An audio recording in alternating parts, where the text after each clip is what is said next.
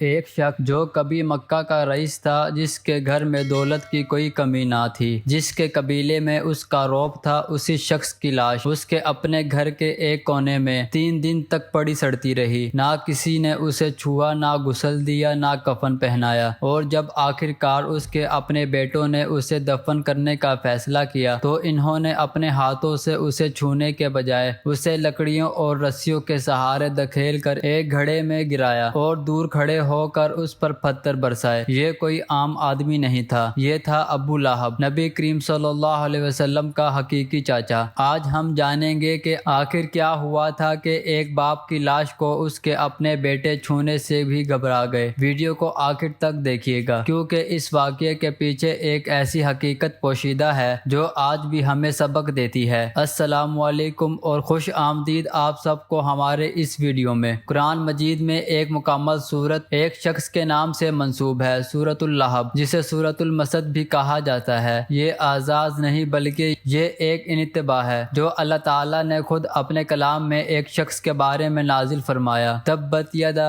ابی لہب و تب، ٹوٹ گئے ابو لہب کے دونوں ہاتھ اور وہ خود بھی ہلاک ہوا۔ یہ شخص کون تھا؟ یہ نبی کریم صلی اللہ علیہ وسلم کا سگا چاچا تھا، عبد المطلب کا بیٹا اور ابو طالب کا سگا بھائی۔ لیکن جہاں ابو طالب نے اپنے بھتیجے کی حمایت میں اپنی جان تک داؤ پر لگا دی، وہیں ابو لہب نے اپنے ہی خون کے رشتے کے خلاف کھلی دشمنی کا اعلان کر دیا۔ آج کی اس ویڈیو میں ہم 3 چیزیں جانیں گے: ابو لہب کون تھا اور اس کی دشمنی کی نوعیت کیا تھی، دوسری اس کی موت کیسے واقع ہوئی، تیسری اور سب سے اہم اس کی لاش کے ساتھ جو کچھ ہوا وہ کیوں ہوا۔ چلیے شروع کرتے ہیں۔ ابو لہب کا اصل نام عبد العزیٰ بن عبد المطلب تھا۔ اسے ابو لہب یعنی شعلے والا باپ اس لیے کہا جاتا تھا کیونکہ اس کا چہرہ سرخ و سفید اور چمکدار تھا۔ یہ نبی کریم صلی اللہ علیہ وسلم کا حقیقی چاچا تھا اور قریش کے سرداروں میں شمار ہوتا تھا۔ جب نبی کریم صلی اللہ علیہ وسلم نے کوہ صفا پر کھڑے ہو کر اپنے خاندان کو توحید کی دعوت دی تو اس وقت بھری مجلس میں ابو لہب نے کھڑے ہو کر کہا، تیرے لیے ہلاکت ہو، کیا اسی لیے تو نے ہمیں جمع کیا تھا؟ یہ الفاظ اتنے سخت تھے کہ اسی موقع پر سورۃ لہب کی پہلی آیت نازل ہوئی، یعنی اللہ تعالیٰ نے فوراً ہی اس کی بد دعا کا جواب دے دیا۔ لیکن ابو لہب کی دشمنی صرف الفاظ تک محدود نہ رہی، اس نے اپنی بیوی ام جمیل کو، جو ابو سفیان کی بہن تھی، نبی کریم صلی اللہ علیہ وسلم کے راستے میں کانٹے بچھانے پر لگا دیا۔ جب نبی کریم صلی اللہ علیہ وسلم اپنی 2 بیٹیوں کی نسبت ابو لہب کے بیٹوں عتبہ اور عتیبہ سے کی تھی تو نبوت کے اعلان کے بعد ابو لہب نے اپنے بیٹوں کو مجبور کیا کہ وہ ان نسبتوں کو توڑ دیں۔ ایک ایسی سماجی بے عزتی جو اس دور کے عرب معاشرے میں بہت شرمناک سمجھی جاتی تھی۔ جب لوگ حج کے موسم میں مکہ آتے تو ابو لہب ان کے پیچھے پیچھے جا کر کہتا، اس شخص کی بات نہ سننا، یہ دیوانہ ہے۔ یہ وہ شخص تھا جو اپنے ہی بھتیجے کے خلاف اتنا نفرت انگیز ہو گیا تھا کہ اس کے اپنے خاندان کے لوگ بھی حیران رہ جاتے تھے۔ اب آتے ہیں اس موڑ کی طرف جہاں سے کہانی ایک نیا رخ اختیار کرتی ہے۔ 2 ہجری میں غزوہ بدر پیش آیا۔ یہ اسلام کی پہلی بڑی جنگ تھی جس میں مسلمانوں کی ایک چھوٹی سی جماعت نے قریش کے بڑے لشکر کو شکست دی۔ یہ شکست پورے مکہ کے لیے ایک بہت بڑا صدمہ تھی۔ سیرت کی کتابوں میں آتا ہے کہ ابو لہب خود اس جنگ میں شریک نہیں ہوا تھا، اس کی جگہ اس نے اپنا بدل بھیجا تھا کیونکہ وہ اس وقت بیمار پڑ گیا تھا۔ لیکن جب بدر کی خبر مکہ پہنچی اور ابو لہب کو معلوم ہوا کہ قریش کے سردار، جن میں سے اپنے قریبی رشتہ دار بھی شامل تھے، بری طرح شکست کھا چکے ہیں اور بہت سے مارے جا چکے ہیں تو اس خبر نے اسے شدید صدمہ پہنچایا۔ روایات کے مطابق ابو لہب کو ایک خاص قسم کی بیماری لاحق ہو گئی جسے عربی میں عصا کہا جاتا ہے۔ یہ ایک متعدی مرض تھا جس میں جسم پر آبلے یا پھنسیاں نکل آتی تھی اور اس دور کے عرب اسے طاعون یا وبائی مرض کی طرح خطرناک اور چھوت والا سمجھتے تھے۔ اس بیماری سے لوگ اس قدر خوفزدہ ہوتے تھے کہ مریض کے قریب جانے سے بھی گریز کرتے تھے۔ بدر کی شکست کے صدمے اور اس بیماری نے مل کر ابو لہب کو کمزور کر دیا اور صرف 7 دن کے اندر اندر اس کی موت واقع ہو گئی۔ یہاں سے کہانی کا سب سے حیران کن حصہ شروع ہوتا ہے۔ عام طور پر جب کوئی رئیس یا سردار انتقال کرتا تو اس کے قبیلے کے لوگ فوراً جمع ہو جاتے، اسے غسل دیا جاتا، عمدہ کفن پہنایا جاتا اور پورے قبیلے کی موجودگی میں اسے دفن کیا جاتا۔ یہ اس دور کے عربوں کے ہاں عزت کی علامت سمجھی جاتی تھی، لیکن ابو لہب کے ساتھ ایسا نہیں ہوا۔ وہ متعدد بیماری جس سے وہ مر رہا تھا، اس کی وجہ وجہ سے لوگ اس کے قریب جانے سے ڈرنے لگے، یہاں تک کہ خود اس کے اپنے بیٹے بھی اس کی لاش کو ہاتھ لگانے سے کترانے لگے۔ سیرت نگاروں نے لکھا ہے کہ ابو لہب کی لاش 3 دن تک اسی حالت میں پڑی رہی، کسی نے اسے غسل نہیں دیا، کسی نے اس کے قریب جانے کی ہمت نہیں کی، گرمی کی وجہ سے لاش سڑنے لگی، بدبو پھیلنے لگی، اور آخر کار قریش کے لوگوں کو یہ صورتحال ناقابل برداشت محسوس ہونے لگی۔ سوچئے یہ وہی مکہ تھا جہاں ابو لہب کبھی عزت و وقار کا مالک تھا، یہی وہ شخص تھا جس نے اپنے بھتیجے کے خلاف کھل کر دشمنی کی، لیکن آج اس کی اپنی لاش کو کوئی چھونے کو تیار نہ تھا۔ جب بدبو اور خوف کی وجہ سے حالت مزید خراب ہونے لگی تو کسی نے ابو لہب کے بیٹوں کو طعنہ دیا کہ کیا تم اپنے باپ کی لاش کو یوں ہی سڑنے دو گے؟ کیا تمہیں شرم نہیں آتی؟ اس طعنے نے بیٹوں کو مجبور کیا کہ وہ کچھ کریں، لیکن مسئلہ یہ تھا کہ وہ لاش کو ہاتھ لگانے کے لیے تیار نہ تھے، کیونکہ انہیں خوف تھا کہ بیماری ان تک بھی نہ پھیل جائے۔ چنانچہ انہوں نے ایک انوکھا طریقہ اپنایا۔ روایات میں آتا ہے کہ گھر کے کونے میں گڑھا کھودا گیا، پھر لمبی لکڑیوں کے ذریعے دور کھڑے ہو کر لاش کو دھکیلا گیا اور اسے گڑھے میں گرا دیا گیا، نہ غسل دیا گیا، نہ کفن پہنایا گیا، اور پھر اوپر سے پتھر اور مٹی دی گئی، پھر سے دور سے بغیر اس لاش کو براہ راست چھوئے۔ یہ وہ منظر تھا جو ایک وقت کے مکہ کے رئیس کے حصے میں آیا، نہ کوئی جنازہ، نہ کوئی باقاعدہ تدفین، نہ کوئی وہ عزت جو اس دور کے عربوں میں مردوں کو دی جاتی تھی۔ اب سوال یہ پیدا ہوتا ہے، اس واقعے سے ہمیں کیا سبق ملتا ہے؟ پہلا سبق، دنیا کی عزت اور دولت انسان کو موت کے وقت کچھ کام نہیں دیتی۔ ابو لہب مکہ کے بڑے سرداروں میں سے تھا، اس کے پاس مال تھا، اثر و سروق تھا، لیکن جب اس کی موت آئی تو نہ اس کا مال اس کے کام آیا، نہ اس کی سرداری۔ دوسرا سبق، قرآن کی وہ پیش گوئی جو سورہ لہب میں بیان ہوئی کہ ابو لہب کے ہاتھ ٹوٹ جائیں گے اور وہ ہلاک ہو جائے گا، یہ الفاظ نبوت کے ابتدائی دنوں میں نازل ہوئے تھے جب ابو لہب صحت مند اور طاقتور تھا۔ کسی کو اندازہ بھی نہیں تھا کہ یہ شخص اتنی ذلت امیز موت مرے گا، لیکن جو کچھ اللہ کی طرف سے کہا گیا وہ حرف بحرف پورا ہوا۔ تیسرا سبق، رشتہ صرف خون کا نہیں ہوتا، اصل رشتہ ایمان اور عمل کا ہوتا ہے۔ ابو لہب نبی کریم صلی اللہ علیہ وسلم کا سگا چاچا تھا، لیکن اس رشتے نے اسے کوئی فائدہ نہ پہنچایا کیونکہ اس نے حق کے خلاف دشمنی کا راستہ چنا۔ تو دوستو، یہ تھی ابو لہب کی زندگی اور موت کی وہ کہانی جو تاریخ کی کتابوں میں محفوظ ہے، ایک ایسا سبق جو ہمیں یاد دلاتا ہے کہ دنیا کی رونق عارضی ہے اور آخرت کی حقیقت ہمیشہ باقی رہنے والی ہے۔ اگر آپ کو یہ ویڈیو معلوماتی لگی ہو تو اسے لائک کریں، اپنے دوستوں کے ساتھ شیئر کریں اور چینل کو سبسکرائب کرنا نہ بھولیے تاکہ ایسی مزید تاریخی اور دینی ویڈیوز آپ تک پہنچتی رہیں۔ اللہ حافظ۔